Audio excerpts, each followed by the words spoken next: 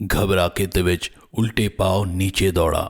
वो हॉल में पहुंचा ही था कि उसको प्रशांत ने आवाज दी, दिविज, दिविज इधर।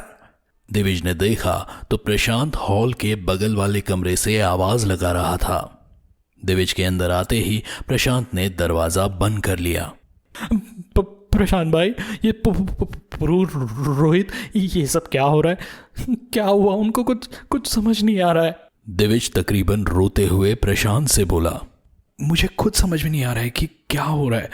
मैंने सोचा पुरु मुझे ऊपर कुछ दिखाना चाहता है, मगर जब मैं उसके साथ ऊपर जा रहा था मेरी नज़र बाहर पड़ी।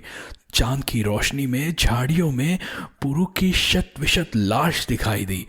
मैं तभी वहाँ से भागा कि इस कमरे में आ गया। मैं दरवाज़ा बंद ही कर रहा था कि मैंने तुमको हॉल में आते हुए देखा तो यहाँ बुला लिया। मगर ये कैसे हो सकता है? तुम्हारे पुरु के साथ जाने और मेरे ऊपर से नीचे आने में करीब आधे घंटे का तो अंतराल हुआ होगा। फिर क्या तुम इतनी देर दरवाजे पे ही खड़े थे? दिविज की आवाज में एक अनिश्चय का पुट था। दिविज मेरे दोस्त, क्या तुमने टाइम देखा है? तुम्हारे हिसाब से हमें यहाँ आए हुए कितना टाइम हो गया होगा? यही कोई 3 घंटे। क्यों? हम यहाँ करीब 12 बजे आए थे, करेक्ट? हाँ। अब जरा अपनी घड़ी देखो। घड़ी देखते ही दिविज चौंक गया और बोला, ऐसे कैसे हो सकता है? ये तो अभी सिर्फ 12:05 दिखा रही है। जरूर घड़ी में कोई नुक्स है।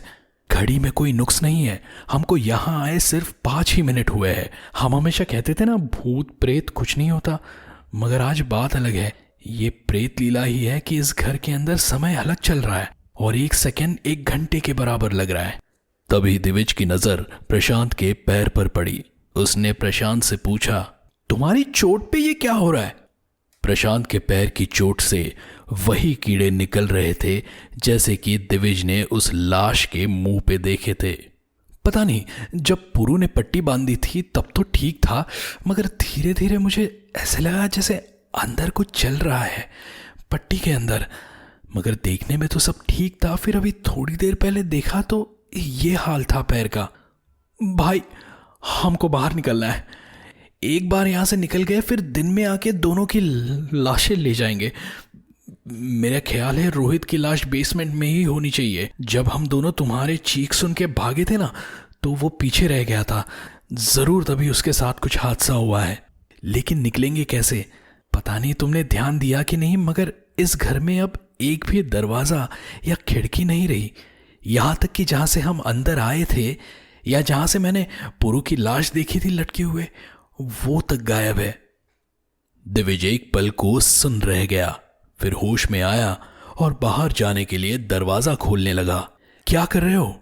यहाँ कमरे में रह के तो कुछ नहीं होने वाला, बाहर जाके ही कुछ करना होगा। ठीक है चलो, मगर साथ में रहना। दोनों कमरे से बाहर आए तो देखा चारों ओर सन्नाटा था। पुरु और रोहित का भी कोई नामो निशान नहीं था। दिविज 1 मिनट के लिए अपने मॉनिटर के पास रुका। उसने देखा हर मॉनिटर में अलग अलग दृश्य आ रहे थे और सेंसर्स भी ऊपर नीचे हो रहे थे। ऐसा लग रहा था जैसे उस समय घर में 10 से 15 लोग मौजूद है।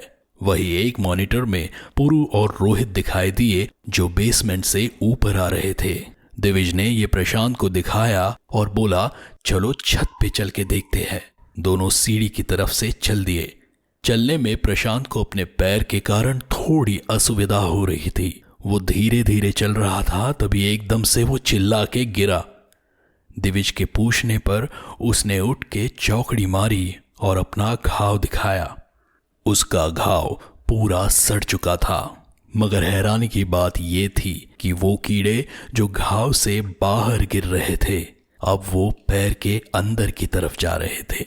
और जैसे जैसे वो अंदर जा रहे थे, वैसे वैसे प्रशांत का चिल्लाना बढ़ता जा रहा था। उसकी ये हालत करीब 5 मिनट रही, फिर एकदम से वो शांत हो गया। दिविज ने उसकी तरफ देखा, वो एकदम शांत बुद्ध जैसे बैठा था। प्रशांत, प्रशांत क्या हुआ यार? कुछ तो बोल भाई। इतना कह के उसने प्रशांत को हल्के से हिलाया। वो पीछे की तरफ लुढ़का और जमीन से छूते ही उसका बदन ऐसे फट गया जैसे कोई गुब्बारा हो।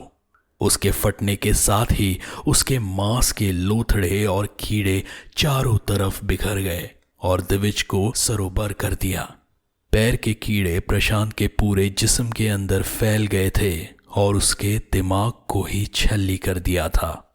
सकपकाया सा दिविज कभी अपने आप को तो कभी सामने पड़े लोथड़ों को देख रहा था। एक रात में इतना कुछ हो जाना उसके लिए काफी था। वो बदहवासों की तरह छत की तरफ भागा।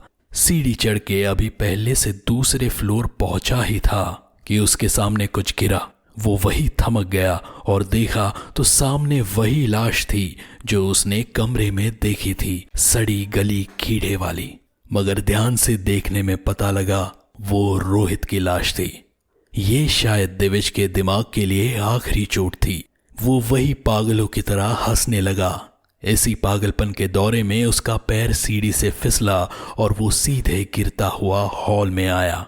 अपनी बंद होती आंखों और आखिरी सांस के साथ उसने देखा पुरु रोहित प्रशांत के साथ अनगिनत परछाइयां हंसते हुए उसे बुला रही थी और कह रही थी,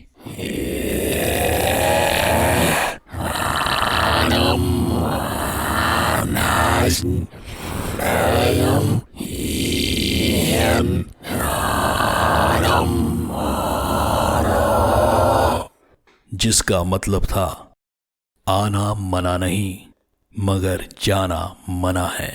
जो दिविज को अपनी आखिरी सांस में समझ आया और उसकी बंद होती आंखें फैल गई और प्राण पखेरु गए।